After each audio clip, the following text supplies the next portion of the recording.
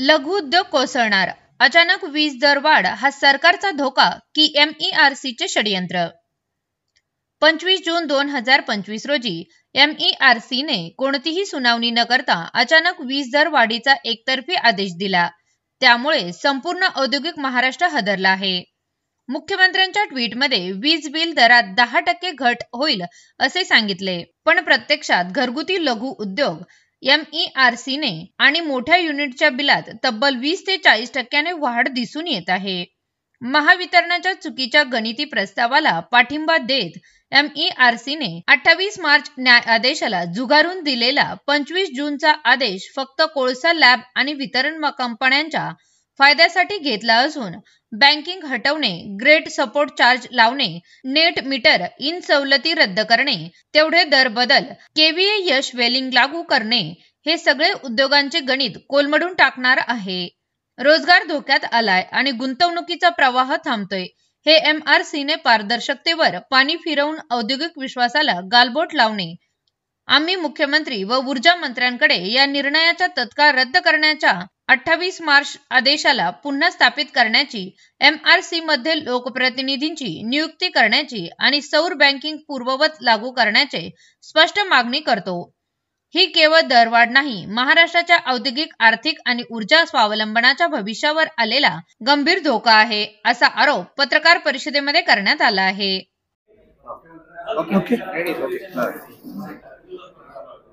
Short मध्ये काय प्रेसचा विषय होता?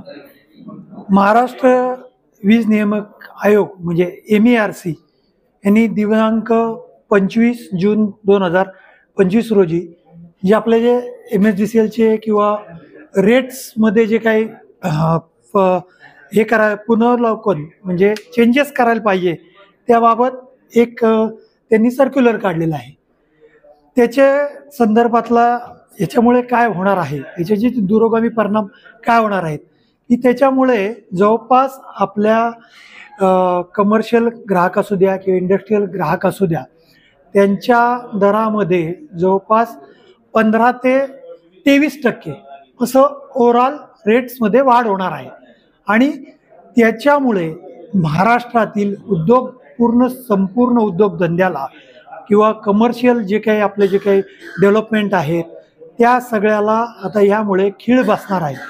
ह्या रेट वाढल्यामुळे आपल्या महाराष्ट्रात चालू असलेले उद्योगधंदे ऑलरेडी इतर राज्यांचा जर विचार केला तर ऑलरेडी महाराष्ट्रामध्ये 3 ते 4 रुपये दर रेट हा ऑलरेडी जास्ती आहे. आणि ह्यानंतर जो रेट 15 ते 23% पर्यंत जर वाढला तर आपल्या महाराष्ट्रातले उद्योगधंदे पूर्णपणे ठप्प होतील किंवा महाराष्ट्रामधून पूर्णपणे ते दुसऱ्या राज्यामध्ये शिफ्ट होतील. कारण की दुसऱ्या राज्यांचा जर आपण विचार केला तर दुसऱ्या राज्यांच्या दरामध्ये महाराष्ट्रापेक्षा जवळपास 3 ते 4 रुपये रेट कमी आहे. हा जर फरक झाला तर नुसत्या इंडस्ट्रीवर त्याचा परिणाम होणार नाही, तर पूर्णपणे आपल्या महाराष्ट्रातील जनमानस, प्रत्येक सामान्य माणसावर सुद्धा त्याचा नक्कीच परिणाम त्यामुळे होणार आहे. त्यामुळे आमच्या इलेक्ट्रिकल कॉन्ट्रॅक्टर असोसिएशन ऑफ महाराष्ट्राच्या वतीने आम्ही या झालेल्या निर्णयाचा निषेध करतो आणि या संदर्भात आम्ही उद्या कलेक्टर अहिल्यानगर यांना एक निवेदन देणार आहोत आणि एक छोटंसं त्या ठिकाणी आम्ही एक मूक मोर्चाने जाऊन त्या ठिकाणी निवेदन देणार आहोत. धन्यवाद. Okay. All India renewable energy association या आमच्या भारतातल्या एका संस्थेचा मी जिल्हा संचालक आहे. आजची प्रेस नोट किंवा प्रेस कॉन्फरन्स घेण्यामागचा मुख्य उद्देश असा आहे की 25 जून रोजी वीज नियामक आयोगाने जे काही आदेश पारित केला ज्याच्या माध्यमातून मोठ्या प्रमाणात वीज बिलामध्ये वाढ होणार आहे, ज्याचा दूरगामी परिणाम सर्वसामान्य व्यक्तींपर्यंत जाणार आहे. आणि या माध्यमातून एक सांगू शकतो की याचा जो उद्योगांवरती जो परिणाम होणार आहे याचा बेरोजगारी तसेच सामान्य इतर जे काही आपले काम आहेत किंवा आमच्या सोलर असोसिएशनच्या माध्यमातून जे कोणी कर्मचारी काम करत आहेत तर त्यांच्यावरती डायरेक्ट याचा परिणाम होणार आहे. ग्राहकांवरती तर याचा परिणाम होतोच. त्याच व्यतिरिक्त हॉटेल व्यावसायिक असतील, हॉस्पिटल्स असतील, मोठमोठे मॉल्स असतील किंवा छोटे उद्योजक असतील, या सगळ्यांवरती याचा विपरीत परिणाम होणार आहे.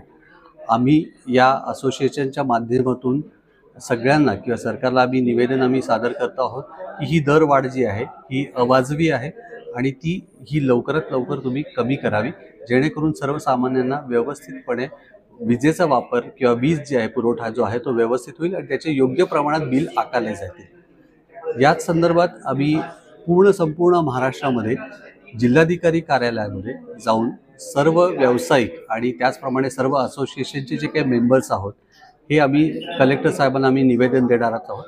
त्याच व्यतिरिक्त स्थानिक प्रतिनिधी आपले जे आहेत तर त्यांना सुद्धा आम्ही अधिवेशनाच्या काळामध्ये जाऊन त्यांना भेटणार आहोत, त्यांच्यासमोर हे आम्ही प्रश्न मांडणार आहोत. धन्यवाद. माझं नाव अमित काळे, जिल्हाध्यक्ष all India renewable energy association.